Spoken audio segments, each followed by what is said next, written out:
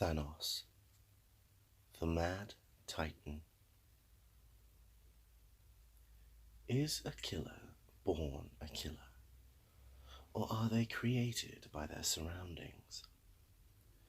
What horrors could result in someone killing trillions, if not more, of people and destroying countless worlds on a mere whim?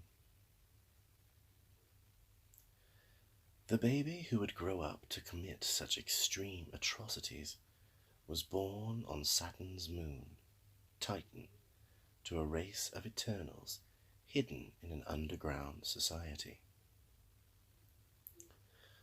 There were problems with the birth, and it was uncertain if the baby would survive. When his father, Mentor, first saw his child, he realized that he was born with a genetic mutation that made him look different from the average Titan. His father looked at him in admiration and called him the child who refused to die, his darling Thanos. His mother, Suisan, had quite a different reaction when she first gazed upon her son, and tried to kill Thanos at first sight, screaming that they had to get rid of him before he could grow up, because that his eyes were full of death. The doctors sedated her at Mentor's request. As a schoolboy, Thanos had the reputation of being the smartest child in school, as well as being a pacifist. Thanos was a sweet and kind child, although he kept himself to himself, isolated due to his appearance, and would only play with his brother Eros, until a group of children approached him and asked if he'd like to play with them. At school one day, Thanos was asked to dissect a lizard for class, and ran away in disgust. It was then that he met a young girl who had come to play a huge part of his life. The girl told him about a cave she knew. Thanos visited the caves with his new friends, but while they were exploring collapsing rocks, divided the group and entombed them. Trapped with only lizards to keep him company, Thanos promised the reptiles that no matter how hungry he got, he wouldn't eat them. After 3 days of digging out the rocks, he finally made it to his group of friends, and found that they had been eaten by the lizards right down to the bone. Upon returning to school, he became a loner again, until the girl who told him about the caves approached him and convinced him to kill the lizards in revenge. Now that Thanos had the taste for blood, he began killing and dissecting bigger and bigger animals, until he had dissected every type of animal on Titan, except one. Thanos believed his killing spree was nothing more than a scientific experiment in the name of knowledge. With this belief, it wasn't hard for him to justify killing and dissecting the one animal he hadn't yet killed: his fellow Eternals. He started by killing a teenage couple from his school. When he declared his feelings for the mysterious girl, she rejected him, saying the only love he knew was the love of killing. His next victim was a lot more personal, as he decided the cause of his bloodlust was genetic. He killed and dissected his mother in search of the reason for his own insanity, believing that when he found the reason, he would no longer have to be a monster. Thanos swore off killing and left Titan to explore the universe. He married and became a father, but he quickly abandoned his new family and joined a group of space pirates as their navigator. During his travels, he found many more lovers and had many more children, hoping to eventually find true love and happiness. He never did. His captain fed up with Thanos refusing to kill, confronted him and wounded him. Thanos, ready to die, blacked out and awoke to find he had killed the captain and taken command of the crew.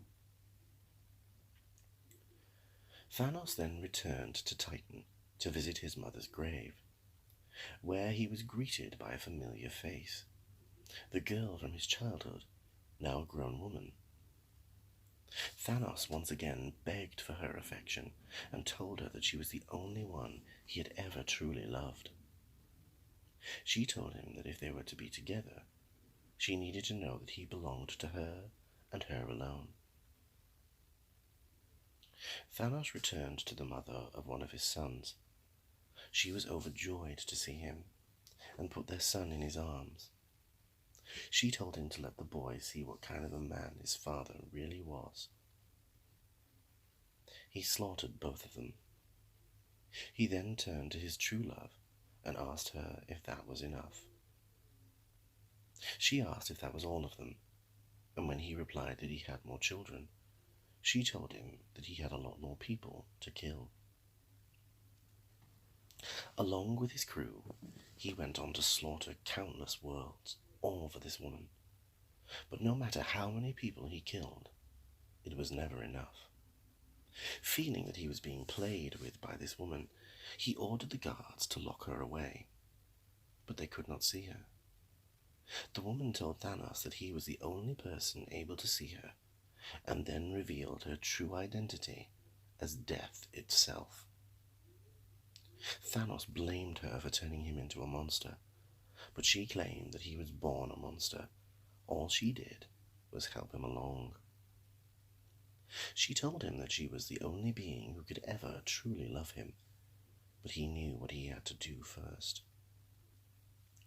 He returned home and slaughtered everyone except his father. Once Titan was in ruins, he asked himself the question, what next? Nowadays, everybody knows Thanos. He's one of the most dangerous creatures in the entire Marvel Universe. But it wasn't always so. Back in 1973, when he first appeared in the pages of Iron Man 55, he was much smaller and slimmer than he appears today. Since then, he has continued to grow in size and stature, as well as reputation. Iron Man 55 introduced us not only to Thanos, but to also Drax the Destroyer, who was being held prisoner in Thanos' secret lair on Earth. In this opening story, we heard how Thanos had been exiled from his native Titan and had then waged merciless war against his people, defeating their champion, Drax, and using Earth as both a prison and a base from which to plan his future conquests. Iron Man and Drax thwarted those plans and forced him to abandon his base, but it wasn't long before the deadly Titan was back.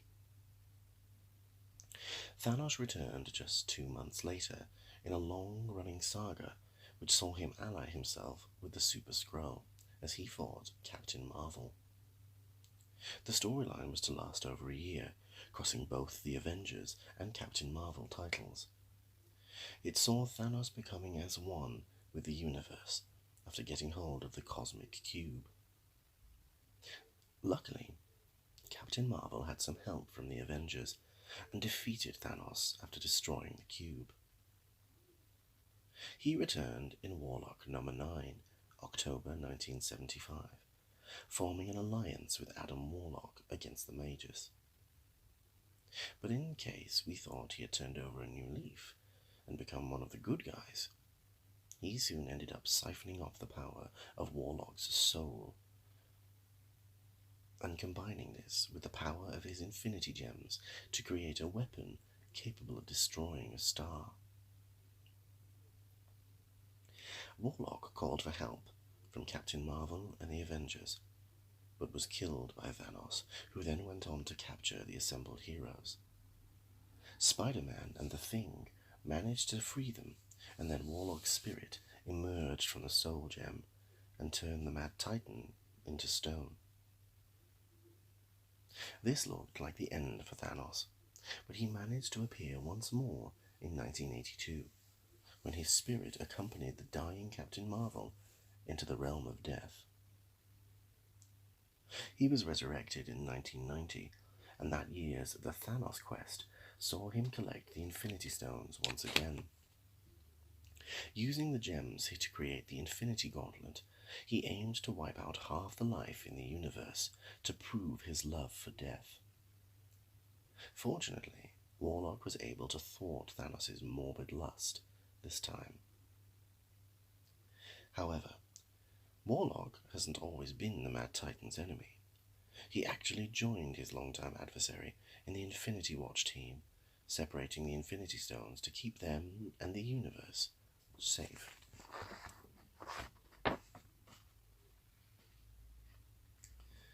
The new century saw Thanos attempt to create a new line of gods, but was opposed by Mantis. He abandoned these plans when forced to join Mistress Death to stop a cosmic fault known as the Rot, caused by his own love for death. He even found himself joining forces with Galactus at one point to counter a multiversal threat known as the Hunger. Again, just in case we believed Thanos was a misunderstood good guy, he soon went down to form an alliance with Annihilus. He turned against his ally when he discovered that Annihilus planned to use the power cosmic to destroy all life, leaving himself as the sole survivor. To counter this, Thanos planned to release Galactus from captivity, but was killed by Drax before he could do so. Luckily, the Silver Surfer managed to free Galactus and Annihilus, and his plan were eventually defeated. Thanos was resurrected to be the new avatar of death, but he was brought to life before his mind could be fully formed, and went on a mindless rampage of destruction, which ended only when he was captured by the Guardians of the Galaxy. Thanos pretended to help the Guardians fight against the advancing Cancerverse before deciding to kill an alternate realities version of Mar-Vell, the Avatar of Life. This caused the collapse of the Cancerverse, and Thanos managed to escape and return to Earth in search of a cosmic cube. Forming his own version of the criminal organization Zodiac to help him, he was defeated by the Avengers and the Guardians. They decided to remand him into the custody of the Elders of the Universe.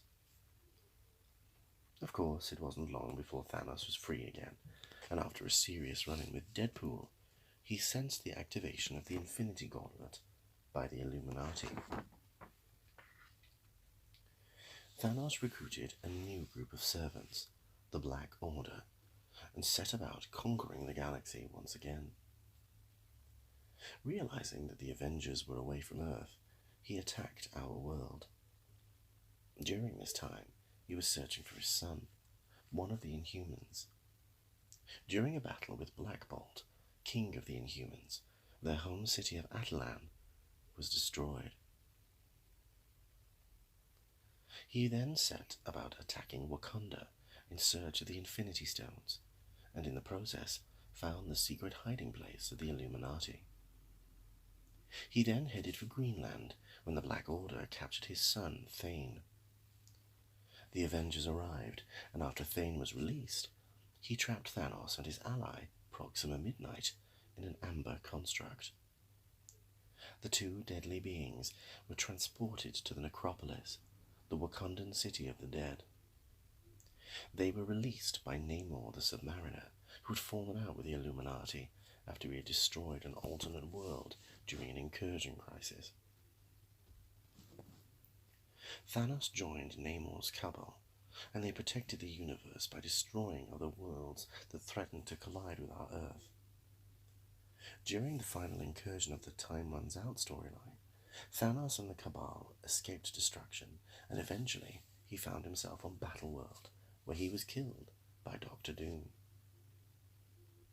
Following the resurrection of the multiverse, a resurrected Thanos was banished from the Omniverse and fell in love with nothing. After he was able to return to our reality, he invaded Earth once again, but was attacked by the Avengers. He killed War Machine, but was then defeated by Captain Marvel, and imprisoned at the Triskelion.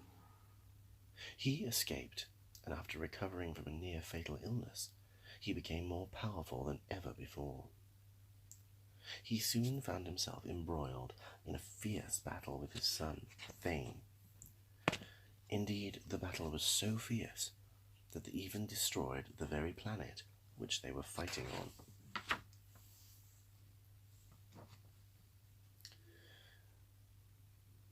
Thanos, the Mad Titan, is one of the most powerful beings in the Marvel Universe. A man who has defeated the Avengers and cosmic entities such as Galactus, Chaos, Hate. But how did he do it? Thanos' might is legendary, but what exactly are his powers? Thanos is capable of releasing incredible blasts of pure energy that are strong enough to damage the Devourer of Worlds, Galactus. He has super strength that rivals the Hulk, along with super speed, agility, stamina, and reflexes. All of these combine to make him an incredible hand-to-hand fighter. But this person isn't all brawn and no brains. He is also a brilliant tactician, with incredible intelligence, able to invent technologies far more advanced than anyone on Earth can devise. Thanos is not one to change his clothes often. He needs only one look, a look people instantly recognize, and that recognition is accompanied by a sense of petrifying horror. Every conqueror needs a throne, and for Thanos, only the very best is acceptable. His throne is capable of traveling faster than the speed of light. It can teleport and can even pass across different dimensions. It can also generate a powerful force field and is armed with deadly engine blasts. The Infinity Gauntlet. This was created by Thanos to hold all 6 of the legendary Power Stones, or as Thanos prefers to call them, Infinity Gems. With all 6 gems, the Gauntlet's wearer is granted the power of doing absolutely anything they can possibly imagine. The Orange Stone is the Time Stone. This turns time into clay ready for the user to mold by utilizing the power of time travel. It is able to control the flow of time by speeding, slowing, or stopping it. It can accelerate or slow down and can see into both the past and the future. The Purple Stone, the Space Stone, transports anything the user wants to, wherever they wish to go in an instant. The Blue Stone, the Mind Stone, grants limitless psionic psychic abilities, including telepathy, mind control, and telekinesis. The Red Stone, the Power Stone, provides the user with unimaginable power, as well as boosting the impact of the other stones. The Green Stone, the Soul Stone, the ability to collect and control any living or dead being's soul, to observe, attack, and revert them to their natural state. And the Yellow Stone is the Reality Stone. All of reality is yours to control and to change. When you keep changing your mind about whether to destroy the universe or save it, then you know it's going to be tricky making friends, and very easy to make enemies. Even though everybody has been his enemy at one time or another, Thanos has no problem forming alliances when he has to. Adam Warlock played a key role in saving the universe from Thanos. Despite that, for some reason, he believed Thanos was capable of change, and made him a member of the Infinity Watch, giving him the Reality Stone to guard. Probably not the best idea to give a man who tried to destroy everything a stone that can change reality, but the gamble paid off, and the two have worked together to save what Thanos once tried to destroy. the relationship between Thanos and his foster daughter Gamora is a far from sweet one. Gamora stood up against him when he's been hell-bent on destroying the universe. But on those occasions when Thanos has been in a save-the-universe mood, the two have been known to join forces for the greater good. Thing, the Mad Titan's son, became powered and corrupted by the Phoenix Force, destroying entire worlds at random without a second thought. Thanos took it upon himself to take down his son and save the universe by battling his child. The Coven stripped Thane of his power, and Thanos imprisoned him in the God Quarry. The only person Thanos has ever truly fallen in love with has been the embodiment of death itself. Death, however, seemed to lose interest in him after his first defeat. The two do still keep in touch, and Death has resurrected him many times in the past. Thanos has never really been able to move on after losing Death's affection, but she did. Death formed an attachment to the merc with a mouth, Deadpool. Out of jealousy, Thanos tried to destroy Deadpool's personality, and later cursed Deadpool with immortality after he lost his healing factor, so that he could never be with his beloved Death. The Kree adventurer Mar-Vell was instrumental in defeating Thanos in his first attempt to conquer the universe. If not for Captain Marvel, Thanos would be ruler of all, alongside his queen, Lady Death. Instead, he lost everything.